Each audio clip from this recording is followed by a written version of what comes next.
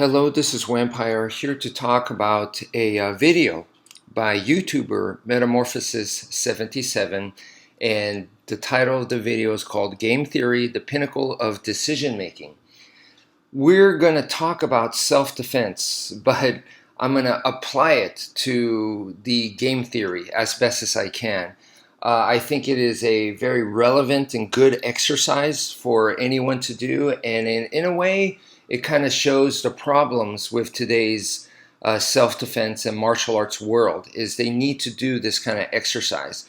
So let's start with, are the actors rational? Okay, so we're talking about a self-defense situation. The bad guys that are trying to attack you, do harm to you, they're irrational in a sense, but what I'm going to focus on is, are they in a moment of rage or not? So if they can think in, like, how do you call it, like cognitively, they're in pretty good control and they could use tactics and techniques and whatnot, then I'm going to say this is more, they are being rational for them. And if they are in rage and they're just like, for example, they just grabbed a knife and they're just trying to kill me with it at that moment because, they're just seeing blood red at that moment, hate, full of anger, or maybe it's drugs. So for someone like that, I would call that irrational in this case. So those are the two that I'm interested in.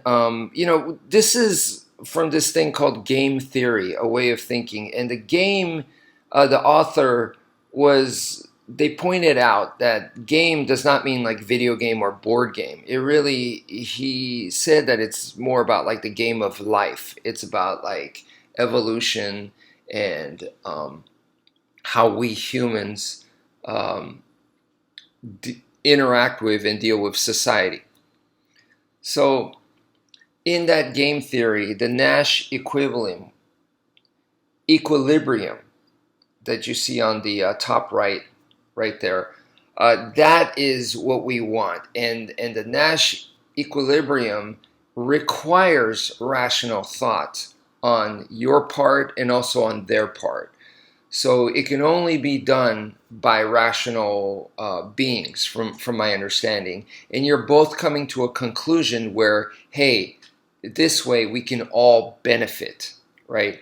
So it's in a sense, it's a compromise is what you're doing. So you're all making the smart choice and compromising, and instead of going with dominant strategy. Dominant strategy is kind of like the caveman behavior. This is an insult to cave. I don't like saying caveman behavior, but it is the primal behavior, should I say, instinctive. So you have the id, the ego, and the superego, if I'm not mistaken. So it would be the id, right? The one that's usually depicted as, on your shoulders you have an angel and a devil. So this would be like the devil. The devil is the dominant strategy, where it's like, how can I profit the most?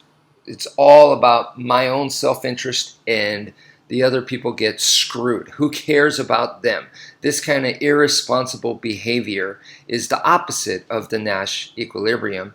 And that's how you get wars, right? Where you say, you know what, screw everyone else, or screw this, screw that, and I'm just going to do what I want. It's all about my point of view, and when you start thinking like that, then major casualties, victims, trauma, this kind of thing occurs, right? So what is the bad guy's dominant strategy? And right here, I think it's really important to understand what we are realistically capable of handling, right? So if I go into a store, I walk into a store, I'm just grocery shopping, and an active shooter walks in, and this person is armed with like, an assault rifle and maybe a handgun, and they are there to take out as many people as possible. Yes, that's irrational behavior, of course, but their mind, according to them, it makes sense. So once again, I would say they are actually rational for them, right? And they have a game plan, and they're there to execute their game plan, which is take out as many people as possible. And so in that situation, their dominant strategy is, yes, it's very dominant, it's horrific, it can cause a lot of damage, right? Is it because one of the questions the author proposed was, is their dominant strategy really that dominant? Is it really that much of a threat? Is it really something we really have to worry about? And in this case, yes, it would be. Now, how do you take care of a situation like that? And, once again, I have to go with Captain Fairbairn, who, in my opinion, his answer to that was the SWAT team, okay? So I'm not saying that it's impossible to handle a situation like that. What I am saying is to handle that situation successfully, it's going to take a lot. It's going to take a lot of steps. The way that I would see it is almost like if you've seen the movie Home Alone, starring Macaulay Culkin, right? The way the kid handled the burglars, I mean, he set up all those traps, right?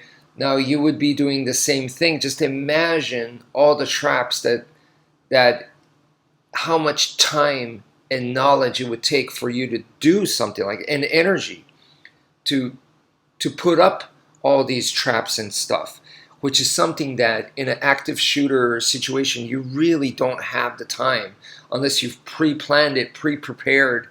And remember, in the movie, it's his home, so he knows the home like the back of his hand. The other thing about that is it is a movie, and in Hollywood, super exaggerated. He sets up all this, like the marbles, the flamethrower. He does all this stuff. In the end, it doesn't work. He gets caught. So even Hollywood knew that it would be too unrealistic if the kid just saved the day with that. Maybe for a comic strip that would work, but for the movie where, we're expecting a little bit more, Hollywood was like, no, he's a kid at the end of the day. So he does get caught. The strategy basically, as awesome as he was doing, which was incredible, it was like watching Rambo in First Blood, where he's taking out the police officers in the forest. It's at that level. It's basically that mind, same kind of mind of tactics, but, he fails. So that's what I'm trying to say, that it would take that much effort, and even then, probably going to fail. It's very, very difficult to pull off. So something like this, we shouldn't worry about because, in other words, it's beyond us. It's way too difficult, right? So let's start with stuff that we can handle. So let's go back to the drawing board. And what is the dominant strategy that the bad guy's going to present that we can handle? Okay, so we're talking about a simple mugging where they're trying to like take my wallet, or they're trying to trick me into something, right? So that's one. And the other one I would say is if they are trying to they're raged. It's like road rage, and they came out of their vehicle, and for some reason I'm out of my vehicle too, which is a bad mistake. But let's say I am out for some reason, and now they're coming at me with all their rage. Okay, so in that case, they are irrational. All right. The mugger, I would say, is rational. All right. So those are the two that we're talking about. Notice that they're both one-on-one situations. So what about against like 4 or 5 people trying to mug me? And, maybe not even 4. Let's say 3 people at an apartment parking lot, which I have heard has happened. So let's say something like that is happening. Well, once again, to be able to handle, we have to know what we can handle. So if they have a firearm and they're putting the gun to my face, right? And I'm in a parking lot of an apartment complex, and it's pretty narrow, and I'm kind of trapped at that point, even if it's only one person. Now it's much, much, much, much more difficult. So we got to think about what we can handle, right? So anyway, that's why to me the dominant strategy is important. And if you can figure out that all this person wants is my wallet, then you go, how bad is that damage? All right. And if it's the wallet or my life, you give them the wallet. So, it's very good to think about the dominant strategy. Next is rules of the game. Rules of the game here, I would, it's obviously, we're talking about a self-defense situation, so it is the laws that we have in society, depending on your country, depending on if you live in the US, what state you live in. These are all rules of the game, right? But on top of that, I would say that there's more, in a sense that in a self-defense situation, let's say the guy is threatening me and he's walking towards me. So at that point, if I pull out a knife, right, that could totally escalate the situation. Now, in some case, it can work, and I have talked to friends and family where that has worked. But in other cases, that could totally escalate. And so they go, oh, okay, you're going to take out a knife. Well, guess what? I have a gun. So they might take that out. So in that kind of situation, those are some rules we have to consider, right?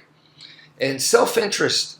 The self-interest that, of course, should be priority in a self-defense situation is survival.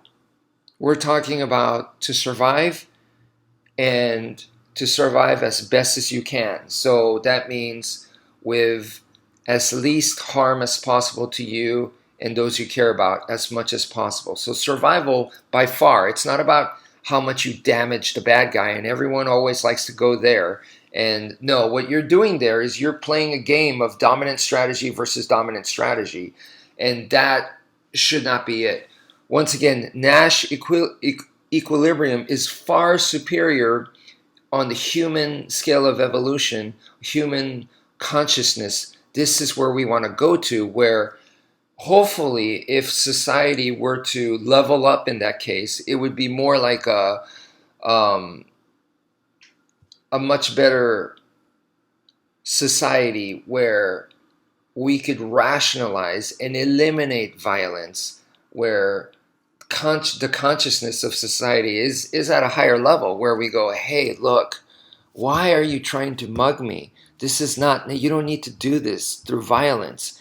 Here, you need some money for some groceries. Here, I can spare you this much. Let's do this much, much more logically, and then they might be like, hey, you know what?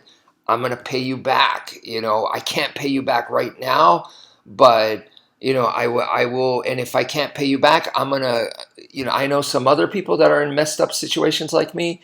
I'm going to pay them instead of paying you. That is what we want to get to. That is what we want to aim for, right?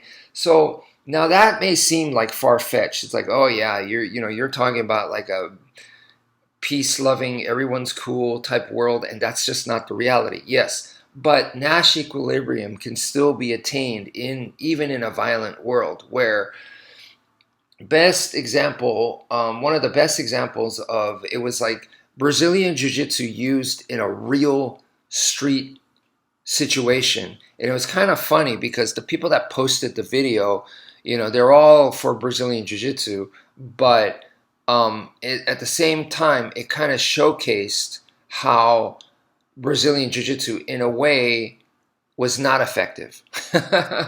In a way, it showed that it was effective, but in a way, it showed that it wasn't effective, right? But anyway, let me get into what happened. So it looked like there was some kind of protest going on, right? And in this riot, it wasn't a riot quite yet, but it was a protest situation. And this one guy became very, very hostile. And that person was very aggressive. So another guy was trying to stop it, right? Saying, hey, calm down. And then the violent guy punched the guy that was, all he was doing was saying, hey, calm down. You can't behave this way. And he punched that guy, right? So the moment he inflicted the violence, the person that got punched clinched. Okay, so that is a Brazilian Jiu-Jitsu tactic, is to clinch the opponent, right? And then, of course, we know you take them down, and then the ground is your world, and then you submit them, right? What this person did was he clinched the person that was violent, and then they stayed in the clinch, and then Nash equilibrium was attained, where they're both like, hey, look, you just punched me, but I don't need to hit you. I don't need to dominate you. I don't need to take you to the ground and put you in a arm bar and break your arm, or put you in a rear naked choke and, get you completely unconscious. I don't need to do that. Okay, so he's in the clinch and probably was de-escalating, talking them down, right? And the person that threw the punch was rational at this point, even though for that split second they were not, and they threw the punch. Now they were rational. That person became rational and was like, this person doesn't want to fight me. I just inflicted violence on this person. I don't need to do more. So they stopped and they just broke off, and that was it. That was it. There was no need to go to the ground, do a takedown, and then, most Brazilian Jiu-Jitsu schools, they work on submissions on the ground 90% of the time. Well, all that was unnecessary. So that is Nash equilibrium. And I hope then, doesn't that make you go, well, instead of learning Brazilian Jiu-Jitsu where I'm going to be doing mostly groundwork, then shouldn't I be focusing more on getting into the clinch safely? And once I'm in the clinch, how to de-escalate and how to attain the Nash equilibrium. And that is what I have been teaching you guys on YouTube, by telling you guys, use the diamond defense, which is based off of the force-to-force block. That is to protect yourself. But if they don't stop there, and they're starting to come in closer where it's more dangerous for you, where they could inflict more harm on you, then if you have no other choice, get into the clinch. Because if we want the distance so that we could run away, escape, or just keep the distance so that they are not on you. That's what we want. But if you cannot attain that, then we go into the clinch. The clinch is secondary. It's not primary, and that's, I feel a lot of self-defense instructors get it wrong. They're teaching you to just clinch. They might say, yeah, run if you can, but clinch. So the student training this always is thinking about going into the clinch, and that is the wrong mentality. The clinch is, once again, it is not what we want. But if it is unavoidable, you get the clinch, okay? Get the clinch, and once in the clinch, we want to de-escalate. We want to wear them down. We want to psychologically unmotivate them to continue this violence. And we want to encourage their rational behavior to come out. If I throw a punch back, or if I knee them in the balls, I'm helping them become irrational. I'm helping them escalate the situation. I am helping them, ignore the rules of the game, and we're just going to go to war. And that, it just does not seem like a good idea, especially, once again, the opponent is bigger, stronger, and meaner. And they set this up. Like, they caused this. I wasn't the one that chose this. So I got stuck in this situation, not by choice, So anyway, this, I hope, is an interesting exercise for you guys. Please, play around with it. And to me, it's very, very important, because it helps you work on your tactics, your strategy, and what is it that you're really trying to do. And once again, I'm applying it for self-defense, but this is for actually applying to life, right? So that's it for now. Thank you for viewing, and take care, folks.